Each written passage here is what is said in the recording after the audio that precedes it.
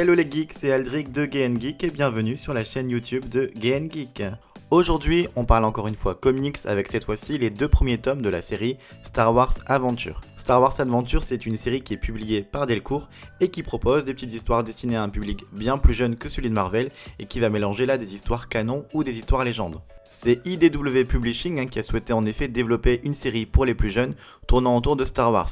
Chaque histoire donc serait construite de la même manière avec une grande histoire provenant d'un personnage que l'on connaît de la prélogie, de la trilogie, de la postologie, voire même pourquoi pas des séries télé et d'autres histoires qui racontent des événements secondaires et qui sont pas forcément très importants. Donc la série est présentée telle quelle, c'est une toute nouvelle série grand public qui met en scène les personnages phares de la saga des étoiles dans des aventures qui se déroulent il y a bien longtemps dans une galaxie lointaine, très lointaine. Donc chaque album de la nouvelle série c'est composé de divers récits complets mettant en scène des personnages différents par différentes équipes de créateurs. Le premier tome est paru en France le 2 mai 2018, le deuxième tome lui était paru le 5 septembre 2018. Je sais, j'ai du retard. Dans le premier volume, on va commencer tout d'abord avec Héros de la Galaxie qui va mettre en vedette R2D2 et C3PO. Ce dernier donc raconte des histoires à R2D2, mais c'est très rapide, ça dure pas plus de 8 pages et il essaye de brasser le plus possible de personnages. Donc c'est plutôt une histoire de mettre en bouche un peu ce qui va suivre et nous mettre un peu dans l'ambiance de ce comics. La deuxième histoire, qui est la beaucoup plus longue de ce volume, soit proche de tes amis et encore plus proche de tes ennemis. Ici, on va suivre Rey alors qu'elle se trouve sur Jakku. Donc ça se passe clairement avant Star Wars le réveil de la Force.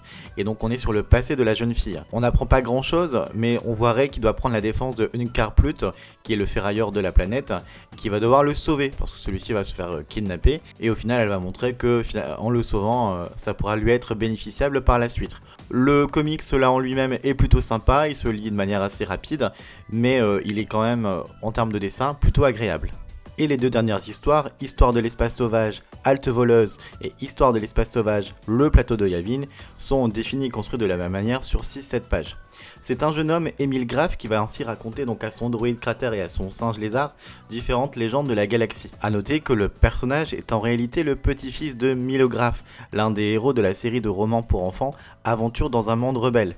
Et Crater, lui, c'est l'un des protagonistes des romans qui se rappelle donc des aventures du grand-père de Émile ainsi que de sa grande-tante Lina. La première histoire va se concentrer sur Obi-Wan Kenobi, sur Coruscant. C'est sympathique, bien que pas indispensable. Et la deuxième, que moi j'ai préférée, va se concentrer en fait sur l'évacuation de la lune de Yavin et qui va mettre en avant cette fois-ci Leia et Evan. Evan que j'ai pu découvrir moi dans un récent comics. D'ailleurs j'avais fait une vidéo sur le comics de Leia. J'ai donc enchaîné avec le deuxième tome où on découvre en tout premier Nettoyage. C'est une histoire assez enfantine mais le dessin est assez sympathique à regarder. On suit Finn, donc alors qu'il était encore Stormtrooper, et il va devoir donc sous les ordres du capitaine Phasma se dépaître avec un ennemi un peu ridicule certes, mais plutôt rigolo, une sorte d'extraterrestre qui va envahir le vaisseau. Là on est clairement sur un public jeune et enfant, ça ne fait aucun doute. La deuxième histoire que j'ai préférée dans toutes les histoires que j'ai pu lire, c'est Ennui à Tribine. Cette fois-ci c'est Leia qui sera mise en avant pour aller secourir Luke Skywalker, qu'elle ne sait pas encore être son frère. Celui-ci va se faire kidnapper et elle va devoir ruser, se faire passer pour le premier ordre pour aller le sauver. Alors évidemment, même si c'est l'histoire la plus longue par rapport à un réel comics, ça va assez vite. Il y a des facilités un peu navrantes et faciles, il faut le reconnaître, mais l'histoire m'a bien plu et mettre Leia bien plus en avant dans ce côté je sauve Luke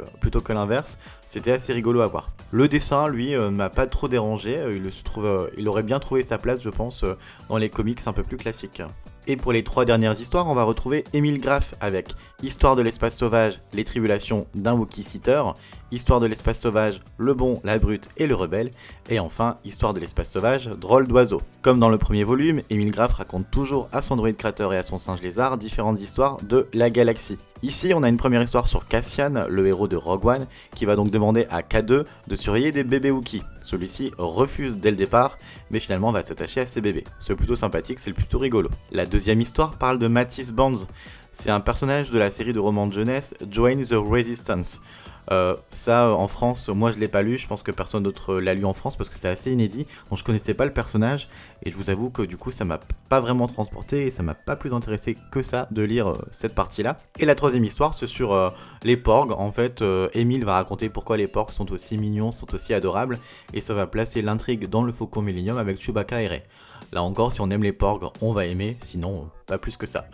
Globalement, au niveau des deux tomes, c'est assez sympathique. C'est clairement, et je l'ai dit plutôt, à destination des enfants.